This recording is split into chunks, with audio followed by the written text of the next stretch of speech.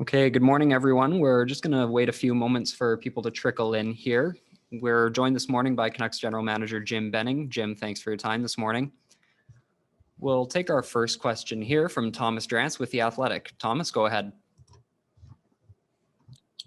Jim, good morning. Hey, Thomas. You mentioned on the radio just a moment ago that you would match any offer sheet that Elias Pettersson were to sign, and I just want to follow up on that.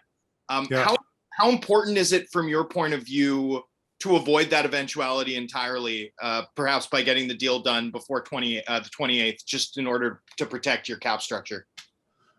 I don't comment on contract negotiations. That's our philosophy here. But I would say, we've had some real good talks here lately, and, we'd like to try to get it done sooner rather than later, but I can't say it'll be done by the 28th. We'll continue to, talk to, his representatives, and when we get to a deal, you guys will be the first to hear about it. And sorry, I missed the format. I'm not sure if I get a follow-up or not, but I'm just going to shoot. What can you tell us and fans about how amateur scouting operations were impacted this season by cancellations, travel restrictions, travel budget issues, and on and on? How closely did you work with Todd on that? Well, it was a real difficult year for our scouts because of, the leagues, not playing, and then they'd start up and then they get shut down. It was hard to travel across the border, so it was a difficult year to scout that way. Todd and his group did an excellent job. He's got real good communication skills, and they had Zoom calls every couple of weeks. They watched a lot of video. Whenever they could get out to games in the areas when the league started up, they got out there and laid eyes on the players. So I think, we're as prepared as ever for the draft, and, we're expecting, to pick some good players in this year's draft. Sorry, Thomas, we will indeed take follow-ups. We'll go next to Patrick Johnston, Post Media. Hey, Jim. Just on the radio again, you mentioned how there's a lot of interest in Nate Schmidt.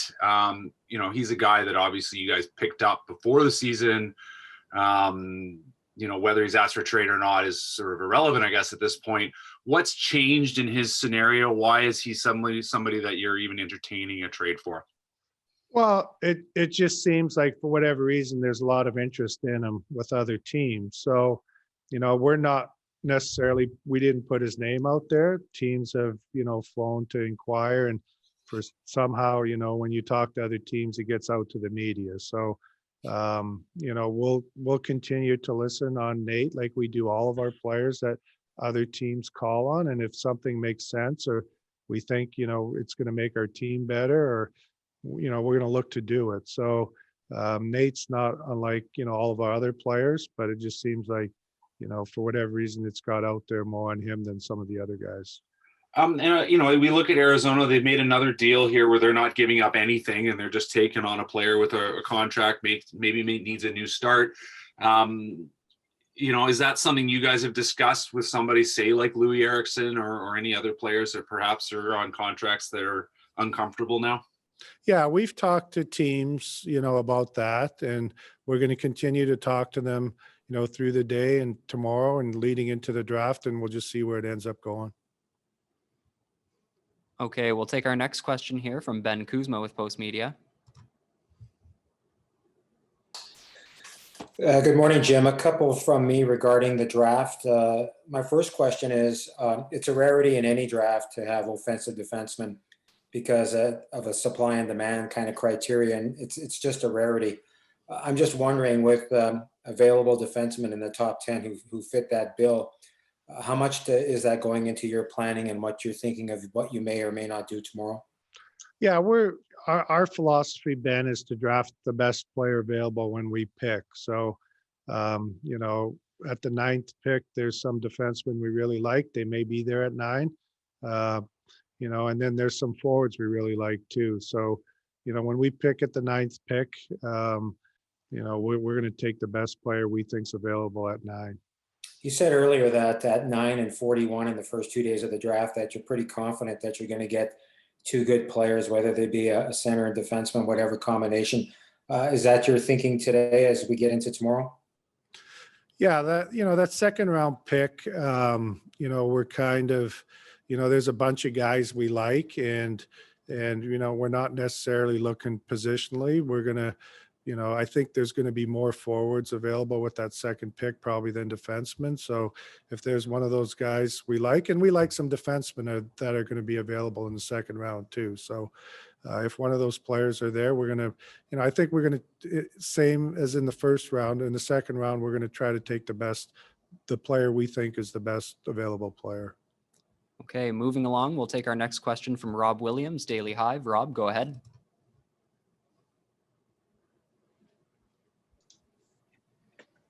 Hi, Jim. Just wondering if you are interested in re-signing Branden Sutter. Yeah, I talked to Branden a couple days ago, and I talked to Travis Hamanic. We have a lot of moving parts these next few days, but we do have interest in signing both of them. So, we're going to just see what this next couple days looks like as far as, what we can do. And, we've talked about internally about, trying to bring those guys back. Also wondering what your goal is regarding your blue line heading into free agency. Do you feel the need to kind of change the mix of the types of players that you have on the back end? Yeah, I think we're going to try to be real active in free agency to, kind of add some guys with some size and strength. We've seen in the playoffs the teams that, had some bigger guys back there that, play a physical brand of hockey. They had success. And so I think that's something in free agency that we're going to be looking at. We'll go next to Chris Faber, Canucks Army. Hey, Jim, wanted to ask about Mikey DiPietro. I know that Ian Clark and some of his media availability said that a goal for Mikey should be to make the NHL next year out of camp. Is that something that you think is feasible for him, or because of the lost games last year, do you think he needs some AHL games before he can get into the NHL?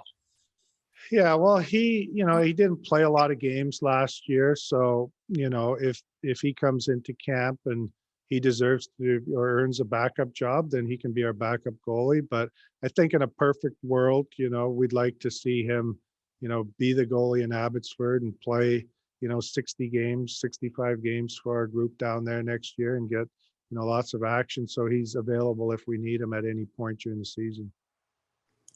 And with the addition of Jason Dickinson, that brings a nice defensive line now to what looks like to be your third line. If he's centering that, is that kind of a good landing spot for Vasily Podkolzin as he comes in with his strengths in the defensive zone?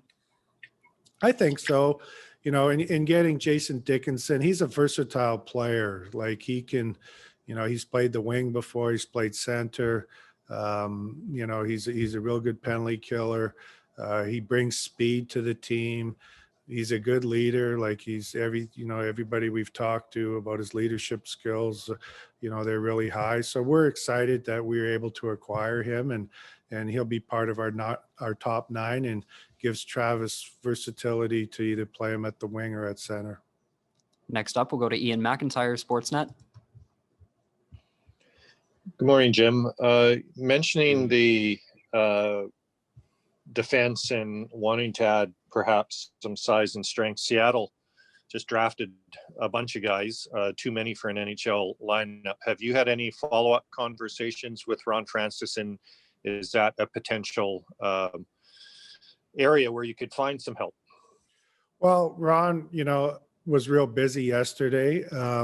And I think he's assigned Jason Botterill, the assistant GM, to our team. So I did have a conversation with Jason yesterday.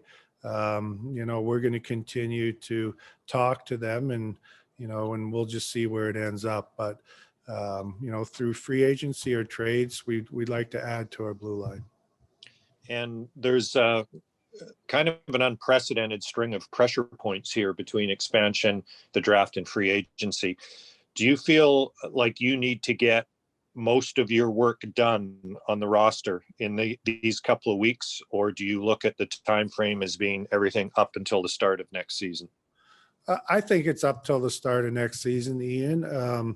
I think this is a busy time here, this last, couple weeks, and the next week to 10 days, we're going to be really busy. And, in a lot of years, that's where you can, add players that, are going to be part of your group moving forward and to start the season. So we're looking at a lot of different options, whether it be through trades, through free agency to improve our team. But we want to, add some players and be a competitive team next year.